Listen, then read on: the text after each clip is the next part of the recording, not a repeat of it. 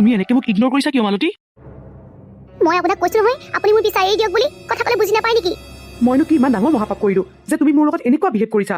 মোক মাথাৰ দিয়াটো দূৰৰে কথা, তুমি মোৰ ফালে নোচোৱাও হ'লা যে। কাৰণ আপুনি মোক বাধ্য কৰাইছে। আপোনাৰ মনত মোৰ প্ৰতি তেনে ভাৱ আছে বুলি মই কল্পনাই কৰা নাছিলোঁ। মই আপোনাক বন্ধু বুলি ভাবি আপোনাৰ লগত ভালকৈ কথা পাতিছিলোঁ, কিন্তু আপুনি মোৰ প্ৰতি তেনেকুৱা মনোভাৱ ৰাখিছে। কি বেয়া মনোভাৱ ৰাখিলোঁ মই তোমাৰ প্ৰতি? হা, আপোনাক মই মোৰ এজন ভাল বন্ধু বুলি ভাবি মোৰ অতীতত ঘটা সকলোখিনি কথা বিপৰী ক'লো। ইয়াৰ আপুনি ফাইদা উঠাবলৈ চেষ্টা কৰিছে, আকৌ মোকে প্ৰশ্ন কৰিছে মোৰ কি বেয়া মনোভাৱ আছে বুলি। অঁ, এতিয়া মানে সেইটোহে হ'ল। তুমি ভাবি লৈছা মই তোমাৰ ফাইদা উঠাবলৈ চেষ্টা কৰিছোঁ? কোৱা মালতী, এজন পুৰুষৰ এগৰাকী মহিলাৰ প্ৰতি আকৰ্ষণ হ'ব নোৱাৰে নেকি? মানে যিবোৰ ল'ৰাই এজনী ছোৱালীক সঁচা অন্তৰেৰে আপোন কৰিব বিচাৰে, ভাল পাব বিচাৰে, সিহঁতি মানে ছোৱালীজনীক ফাইদা উঠাবলৈ চেষ্টা কৰে। তুমি তাকে ক'ব বিচাৰিছা? নাই বিচৰা মই সেইটো ক'ব, কিন্তু মোৰ লেখীয়া ছোৱালী এজনীক যদি ভাল পাবলৈ বিচাৰে তেতিয়া কম ফাইদা উঠাবলৈ চেষ্টা কৰিছে। তুমি ভুল বুজিছা মালতী, মই তোমাক সঁচা অন্তৰেৰে ভাল পাব বিচাৰোঁ, নিজৰ কৰিব বিচাৰোঁ। মোৰ ভৰি এখন যে চুটি, সেইটো কি আপুনি নাজানে? জানো, তাতে কি হ'ল? মোক যে এজন পুৰুষে ডাইভৰ্চ দি এৰি দিছে, সেইটো আপুনি নাজানে? জানো, তাতে কি হ'ল? মোৰ গৰ্ভত যে সেই মানুহজনৰ সন্তান আছে, সেইটো আপুনি নাজানে? জানো, সকলোখিনি জানো মই, কিন্তু তাতে কি হ'ল? চোৱা মালতী, তোমাৰ অতীতত কি ঘটি গ'ল সেইটোৱে মোক এই বৰ্তমানত কোনো ধৰণৰ প্ৰভাৱ নেপেলায়। আৰু তোমাৰ ভৰি এখন চুটি হ'ল কি হ'ল? তোমাৰ মনটো বহুত সুন্দৰ। তোমাৰ মই বাহ্যিক ৰূপটো চোৱা নাই মালতী, তোমাৰ আভ্যন্তৰীণ মনটো দেখিহে তোমাৰ প্ৰতি মোৰ ভাল পোৱা ভাৱ জাগি উঠিল। মই কৈছোঁ নহয়, তোমাৰ সন্তানৰ, তোমাৰ মাৰ মই সম্পূৰ্ণ দায়িত্ব ল'ম। মই মোৰ গোটেই জীৱনটো তোমাৰ লগত কটাব বিচাৰোঁ মালতী, তুমি বুজি পোৱা নাই কিয়? মই বিশ্বাস নকৰোঁ, কোনো পুৰুষকে মই বিশ্বাস নকৰোঁ। মোৰ লগত যিবোৰ ঘটি গ'ল সেয়া ঘটাৰ পাছত মই কোনো কাৰণতেই আপোনাক বিশ্বাস কৰিব নোৱাৰোঁ। পৃথিৱীৰ সকলো পুৰুষ একেই নহয় মালতী, মই বুজিছোঁ তোমাৰ মনৰ কথা। তোমাৰ লগত যিবোৰ ঘটি গ'ল তাৰ পাছত তুমি কোনো পুৰুষকে সহজতে বিশ্বাস নকৰা, সেইটো স্বাভাৱিক কথা। কিন্তু মালতী প্লিজ, এবাৰ মোৰ মনৰ কথাটো বুজি পোৱা। কোৱা, মোৰ ভাল পোৱাৰ প্ৰমাণ দিবলৈ মই কি কৰিব লাগে? তুমি যি কৰিবলৈ কোৱা মই তাকে কৰিম। মোৰ মা দেউতা কোনো নাই, মই এজন অনাথ ল'ৰা। মোৰ দেউতাৰ মই জন্ম হোৱাৰ পাছতেই মৃত্যু হৈছিল। অকল মাৰ লগতেই মই সুখে দুখে জীৱনটো পাৰ কৰি আছিলোঁ, কিন্তু নিষ্ঠুৰ নিয়তিয়ে সেয়াও সহ্য নকৰিলে। 2 বছৰৰ আগতে মোকো মাৰ পৰা একেবাৰে কাঢ়ি লৈ গুচি গ'ল। মই মোৰ জীৱনত খুব কম মানুহক বিশ্বাস কৰোঁ মালতী। মই তোমাৰ মাজত মোৰ মাক বিচাৰি পাওঁ মালতী। প্লিজ মোৰ মনৰ কথাটো বুজা, প্লিজ মোৰ এই প্ৰপ'জেল একচেপ্ট কৰা। কিবা এটাতো কৈ থৈ যোৱা মালতী, লাগিলে তুমি সময় লোৱা, কিন্তু প্লিজ এবাৰ মোৰ কথাটো ভাবা। মই এতিয়াই একো ক'ব নোৱাৰোঁ বিক্ৰম। এতিয়ালৈকে মই কোনো ছোৱালীৰে প্ৰেমত পৰা নাই, এয়াই প্ৰথম মালতী মই তোমাৰ প্ৰেমত পৰিছোঁ। আৰু তোমাক মই কথা দিছোঁ, তোমাক মই নিজৰ কৰিহে এৰিম।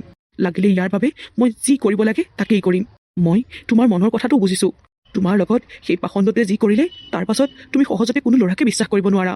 কিন্তু মোক বিশ্বাস কৰা মালতী, মই তোমাক বহুত সুখত ৰাখিবলৈ চেষ্টা কৰিম।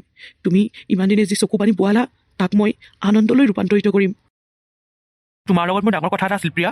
কি কথা কোৱা? মানে তুমি ভুল নুবুজিবা, কিন্তু তোমাৰ দেউতাই যে কৈছিল আমাৰ বিয়াৰ পাছতেই তেখেতৰ গোটেই সম্পত্তিবোৰ তোমাৰ নামত লিখি দিব বুলি। ক'তা, আজি দেখোন বিয়া হোৱা প্ৰায় 5 মাহ উকলি গ'ল, এতিয়ালৈকে দেখোন তোমাৰ দেউতাই সম্পত্তিবোৰ তোমাৰ নামত কৰিয়ে নিদিলে। সেইটো কথা। তোমাৰো জানিবলৈ খুব মন গৈ আছে নেকি? তেনেকুৱা একো নাই, মানে জানিবলৈ মন গ'ল আৰু তোমাৰ নামত কৰিলে নে তেখেতৰ নামতে আছে, বেলেগ একো নাই। দেউতাই মোৰ নামত কৰিম বুলি কৈছিলে, কিন্তু মইহে মানা কৰিলোঁ যে মোৰ ওচৰত তুমি আছাই, সেইবোৰ সম্পত্তিনো মোক কিয়? তুমিয়ে মোৰ কাৰণে এটা ডাঙৰ সম্পত্তি, হয়নে বাৰু? সেইকাৰণে বোলো তুমি বেলেগ কিবা কৰা সম্পত্তিখিনি, কিন্তু মোৰ নামত কৰিব নালাগে, তেনেকৈ ক'লোঁ। কিবা বেয়া ক'লোঁ নেকি বাৰু? কি কথা কৈছা এইবোৰ? তুমি পগলা হৈছা নেকি? ইমান কোটিটকীয়া সম্পত্তি এটা তুমি কেনেকৈ তোমাৰ নামত নলওঁ বুলি ক'লা? মা দেউতাৰ একমাত্ৰ ছোৱালী তুমি, সেই সম্পত্তিবোৰ যদি তুমি নোলোৱা তেতিয়াহ'লে মা দেউতাই কি কৰিব? লগত লৈ যাব নে বেলেগ কাৰোবাক দান দি দিব? আচৰিত, তুমি এনেকুৱা বিহেভ কৰিছা যে। মই ভাবিছিলোঁ মই সম্পত্তিবোৰ নল'লে তুমি মনত ভালহে পাবা, কিন্তু তুমি দেখোন বেয়াহে পালা। চৰি প্ৰিয়া, আই এম এক্সট্ৰিমলি চৰি। মোক খং এটা উঠি আছিলোঁ, সেইকাৰণে তোমাকে মই ডাঙৰকৈ কথাটো কৈ দিলোঁ। তুমি ভালেই ভাবিছা বাৰু যে তুমি মোক তোমাৰ সম্পত্তি বুলি ভাবিছা, এইটো মোৰ কাৰণে বহুত ডাঙৰ কথা। কিন্তু এইটো কথাও ভাবাচোন প্ৰিয়া, মা দেউতাই ইমান কষ্টেৰে সিমানখিনি সম্পত্তি গোটাইছে, আৰু ইমানবোৰ সম্পত্তি গোটাবলৈ কিমান কষ্ট কৰিব লাগে সেইটো মই জানো। আৰু তোমাৰ সেই সম্পত্তিবোৰত অধিকাৰ আছে। আৰু কাইলৈৰ কথা কোনে কেনেকৈ জানে? আজি মই তোমাৰ লগত আছোঁ, সেইকাৰণে তোমাক মই একো দুখ পাবলৈ দিয়া নাই। কিন্তু যদি কেনেবাকৈ মই নোহোৱা হৈ যাওঁ তেতিয়া কথাটো ভাবাচোন, তেতিয়া তোমাৰ কি হ'ব? সেইকাৰণে কৈছোঁ, সেই সম্পত্তিবোৰ তুমি তোমাৰ নামলৈ আনি লোৱা। প্ৰীতম, তোৰ মনৰ ভিতৰত কি চলি আছে সেয়া কি মই নাজানিম?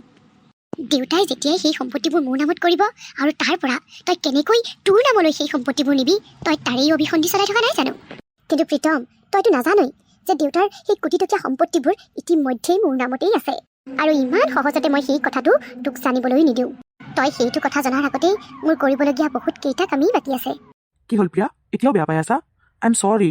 নাই বেয়া পাই থকা নাই হ'ব দিয়া মই এই বিষয়ে দেউতাৰ লগত কথা পাতিম বাৰু হ'ব দিয়া মই এতিয়া অফিচলৈ যাওঁ মাত্ৰ এটা সুযোগৰ কাৰণে ৰৈ আছোঁ মই প্ৰীতম আৰু যিদিনাখনেই মই সেই সুযোগটো পাম সেইদিনাখনেই তহঁতৰ জীৱন ধ্বংস মই জানো যদি মই মোৰ ওচৰত কোনো প্ৰমাণ নোহোৱাকৈ পুলিচৰ ওচৰলৈ যাওঁ তেতিয়াহ'লে তহঁতে আইনৰ চকুত ধূলি মাৰি সোনকালেই ওলাই আহিবি কিন্তু মই সেইটো হ'বলৈ নিদিওঁ তহঁতক মই এনেকুৱা শাস্তি দিম যিটো দেখিলে যৌতুকৰ প্ৰতি লোভ থকা মানুহবোৰে যৌতুক ল'বলৈ ভয় কৰিব জেলত পচি পচি মৰিব লাগিব তহঁতি এই 5 মাহ ধৰি মই দিনে ৰাতিয়ে মাত্ৰ সেই সুযোগটোৰ কাৰণেই অপেক্ষা কৰি আছোঁ আৰু ভগৱান ইমান নিষ্ঠুৰ নহয় কোনোবা দিন নহয় কোনোবা দিন মোৰ হাতত সেই সুযোগটো আনি দিবই